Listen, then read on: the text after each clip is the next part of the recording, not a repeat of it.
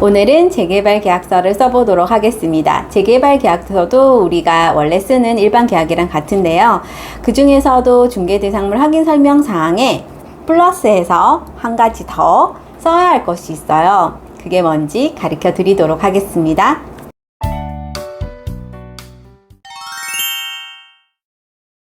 안녕하세요. 세아부동산의 이주희 소장입니다. 오늘은 우리 재개발 계약서를 한번 써보도록 하겠습니다.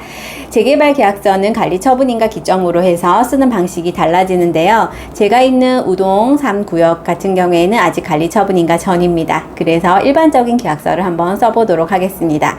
대신에 일반적인 계약서지만 계약서에 첨부해야 할 것이 있습니다. 그게 무엇이냐면 중개대상물 확인설명서 플러스 그리고 이것까지 있습니다. 어디에서 발급받는지 그리고 어떻게 진행해야 하는지 알려드리도록 하겠습니다. 끝까지 따라와 주세요. 네이버 창에서 검색 한번 해볼게요. 아파트 실거래가 아실이라고 한번 검색해 보도록 하겠습니다. 아실 바로가기를 누르면 지도가 나오게 되는데요. 아파트 실거래가를 보기 위해서 이 지도를 이용하시겠지만 재개발이나 재건축을 하시는 소장님도 이렇게 보시면 어느 구역이 여기 있는지 하늘 색깔로 표시가 돼 있어요. 그래서 이렇게 지도를 당겨 보시면 중동 5구역이라고 하는 재개발 지역도 있고요. 백스코 근처로 가면 재개발 우동 2구역도 있고 3호 가든 재건축이죠. 재건축 우동 1구역까지 이렇게 지도에 하늘 색깔로 해서 표시가 잘 되어 있는 게 이 아실 지도예요. 그래서 재개발 하시는 소장님들은 보시면 좋겠고, 그 다음에 이건 카카오 맵으로 한번 보도록 할게요. 위에 눌러주시면 이렇게 연한 색깔은 아이보리로 나오죠. 이게 이제 재개발하는 지역이라고 보시면 되고 제3종 일반 주거지역이에요. 여기서 하나를 클릭해서 오늘 계약서 작성해 볼게요. 자, 두 번째로 토지 이름 가보도록 하겠습니다. 아까 그 주소로 해서 발급을 하면 제3종 일반 주거지역 정비구역이란 거 이렇게 확인할 수 있습니다. 자, 정부24로 한번 가보도록 하겠습니다. 정부24 로그인해서 내려와가지고 건축물 대장 우리 저장해 주시고, 그리고 나서는 지적도 한번 발급해 보도록 하겠습니다. 이렇게 찾아보시면 지적도 가로에서 임야도 나오죠. 발급하기 눌러주시면 이렇게 발급하시면 돼요. 주소는 그냥 동까지만 입력해 주시고 해당하는 동 클릭, 그리고 해당하는 곳을 클릭하신 다음에 번지를 입력하시고, 축척은 최대한으로 저희는 크게 봐야하기 때문에 작은 축적으로 하면 돼요. 1200짜리. 그렇게 해서 민원 신청하기를 누르도록 하겠습니다. 이것도 발급되었다면 우리가 저장을 하도록 할게요. 저장 눌러주셔서 하고, 이제 공시지가 알림이에 가서 개별 단독주택으로 가보도록 하겠습니다. 여기에 부산광역시 해서 주소 입력하도록 하겠습니다. 해운대구 우동, 그리고 일반 주소를 입력하고 나서 검색을 누르면 공시지가 알림이 창이 뜰 거예요. 그러면 이것도 당연히 우리가 저장을 하면 되겠죠. 자, 이제 등기부 등본 발급하러 가겠습니다. 로그인 하시고 발급 출력 눌러서 발급하기로 가도록 하겠습니다. 발급하기에서 소재 지번, 토지와 건물 둘 다 발급해 주시고 주소 입력해 주시면 되겠습니다. 그렇게 해서 결제를 눌러 주시면 이 두 개를 다 출력할 수 있습니다. 발급하기는 저장은 안 됩니다. 자, 그리고 한국공인중개사협회에 가면 이렇게 위에 상단에 메뉴판이 있는데요. 그 중에서 우리가 정보마당이라는 곳이 있어요. 그쪽에 들어가시면 부동산 관련 서식을 다운받을 수 있는데, 여기 가보시면 중개대상물 확인설명서 이런 것도 다운받을 수 있을 뿐더러 또 나중에 발급해야 하는 정비사업에 따른 확인설명사항도 여기서 발급받으시면 되겠습니다. 자, 그러면 우리 한방을 통해 가지고 계약서 작성할게요. 다가구 주택의 매매로 가보도록 하겠습니다. 자, 그러면 우리 발급한 지적도를 가지고 소재지를 적도록 하겠습니다. 그리고 토지 등기부 등본이나 또는 토지 대장을 가지고 면적을 적어주시면 되고, 건물은 건축물 대장에 시멘트 벽돌조로 되어 있는 다가구 주택이었습니다. 면적은 연 면적 적어주시면 되겠습니다. 2층 주택으로 되어 있는 건물이고요. 그리고 계약서 저장하고 확인 설명서 주거용으로 발급하도록 하겠습니다. 자, 그러면 한번 체크해 볼게요. 단독주택에 매매 맞는지 확인해 주시고, 등기권리증, 등기사항 증명서, 토지대장, 건축물대장, 지적도, 토지이용계획 확인서, 그 밖의 자료로 해서는 매도인과 매수인의 신분증을 볼 거고요. 그리고 여기는 임차인이 있기 때문에 임대차 계약서, 첨부해 주시면 되겠습니다. 자, 소재지와 이런 노란색은 다 입력해서 나오고 실제 용도대 그리고 준공 용도는 1986년도에 지어진 다가구 주택 되겠습니다. 자, 안방에 있는 베란다 기준으로 해서 남서향이라는 거 체크해 주시고, 자, 그 다음에 내진 설계로 가보겠습니다. 오래된 건물이다 보니까 내진 설계는 해당 사항 없습니다. 내진 설계는 2017년 이후로 들어왔다고 보시면 되겠어요. 그때 포항에 지진 났었죠? 자, 그 다음에 위반 내용은 하자 없음.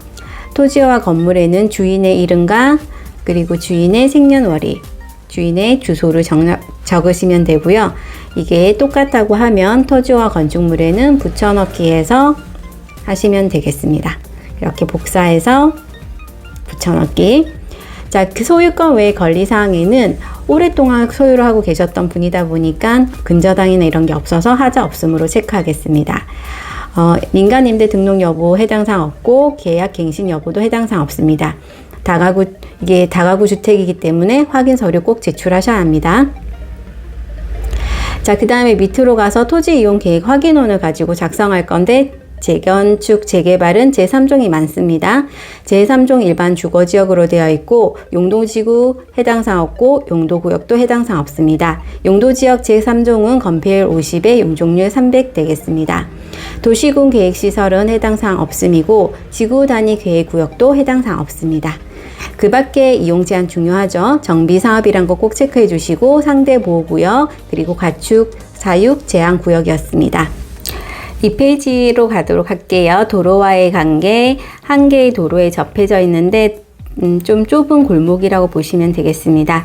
버스는 해운대 관광고등학교 도보로 갈 수 있는 거리라고 보시면 되고, 그 다음에 지하철 같은 경우에는 부산 2호선 해운대역이 우산구역이랑 가까워요. 대신에 주택이 있는 위치에 따라서 거리가 있는데 도보로 15분 정도 된다 하면 그냥 차량으로 해서 짧게 5분 걸린다고 체크하시면 되고 주차장은 없습니다.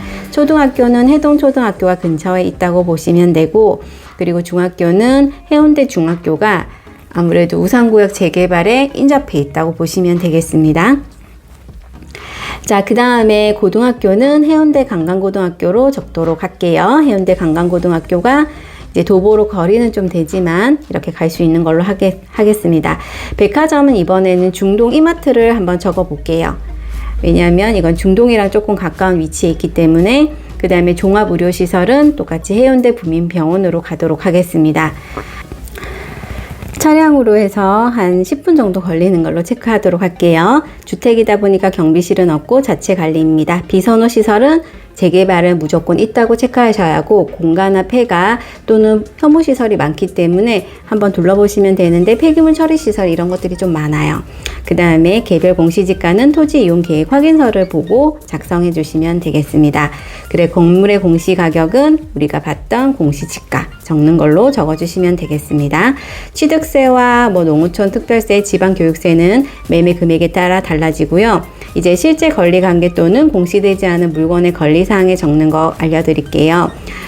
요거 같은 경우에는 재개발 지역 안에 있다 보니까 본 매매 목적물은 우동 3구역 주택 재개발 정비사업 내에 존재하고 있는 물건이라는 걸 적어주시면 되겠습니다. 그래서 존치하는 조합원 매물임을 확인함. 이렇게 적어주시고, 그리고 여기서도 국세와 지방세를 한번 체크해 주시면 좋으실 것 같아요. 그래서 매도인 국세, 지방세, 미납 여부, 있음 없음 체크하게 만들고 옆에다가 사인하게 만드시면 되겠죠. 그 다음에 재개발에서 중요한 거는 매도자가 이 안에서 정비구역 안에서 소유하고 있는 주택이 세대원을 포함해서 있는지 없는지 체크하시는 게 좋아요. 특약사항으로 체크하시는 것도 좋지만 이렇게 한 번 더 체크하시면 좋으실 것 같아요. 저희는 확인 설명서를 잘 적어야 할 의무가 있기 때문에 정비사업 내 본 목적물 외에 세대 내에 소유한 부동산이 없음을 확인하는 것까지 해주셔야 돼요. 그리고 정비구역의 어떤 사무실에 전화를 할 수 있거든요. 전화를 해서 소유자임을 확인시켜 주는 것도 좋으실 것 같아요. 그래서 이분이 조합원이다. 이것까지 확인시켜서 진행하시면 정말 완벽하게 될 것 같습니다. 자, 그리고 나면 이제 본 목적물에는 이제 임차인이 있었잖아요. 그래서 임차인의 계약서를 첨부해서 복사해서 드릴 거예요. 계약 당일에는 복사본을 줄 거고, 계약이 이제 완료돼서 잔금 치는 날은 원본을 드릴 건데, 계약서상의 인적사항은 다 이렇게 지워주시고 카피한 거를 드려야 합니다. 자, 그 다음에 밑으로 내려갈게요. 자, 수도라든지 전기 이런 거는 다 정상이었을 거고, 대신에 재개발은 LPG인 경우가 많아요. LPG를 쓰다 보니까 난방 방식은 기름이 좀 많을 거예요. 그리고 이게 오래된 연식의 기름 보일러가 되게 많을 건데, 가끔 가다가 안 보일 때도 있어요. 그러면 확인 불가라고 체크해 주시면 되고, 그리고 기름 보일러가 많아요. LPG인 경우에는 승강기는 없고 배수는 정상. 그리고 그 밖의 시설물에는 뭐 마당에 다른 창고 시설이 있다거나 화장실이 계단 밑에 있는 경우도 있어요. 2층에 올라가는 계단 밑에. 그런 거를 체크해 주시면 되겠습니다. 자, 이제 세 번째 라인에 가서 균열. 이건 노후 불량된 곳에서 하는 재개발이기 때문에 노후된 건물로 균열 있다고 항상 체크해 주시고, 누수도 있다고 체크해 주시면 좋아요. 왜냐? 오래된 거기 때문에 누수는 좀 있거든요. 근데 이 집 같은 경우에 주방에 외부 통행하는 문 위에 이렇게 물이 번진 게 다 보여요. 그럼 그런 것까지 다 적어주시면 되겠습니다. 자, 그리고 바닥면, 도배, 일조량, 소음은 보통으로 할 거예요. 재개발은 균열과 누수 중요합니다. 혹시라도 심하면 사진까지 첨부해 주세요. 그리고 중요한 우리가 일반인지 간인지 자신의 사업자를 체크해 주시고, 그리고 실비가 있으면 실비량까지 체크해 주시면 되겠습니다. 실비는 되도록이면 매도자한테 받는 경우가 많죠. 왜냐하면 매매를 진행하면서 우리가 확인하는 서류를 뗐다는 거니까요. 그래서 각 거래 당사자 잔금일에 지급해 주겠다. 이것까지 적으시면 이제 완료됐고요. 이제는 더 중요한 거 다시 떼로 가볼게요. 여기 부산광역시 정비사업 통합 홈페이지라고 검색해 보도록 하겠습니다. 이건 뭐냐면요, 정비구역인데 부산에 있는 정비구역이 다 나온다고 보면 돼요. 이렇게 지도로 해서 검색하셔도 되고, 구마다 다 나오니까.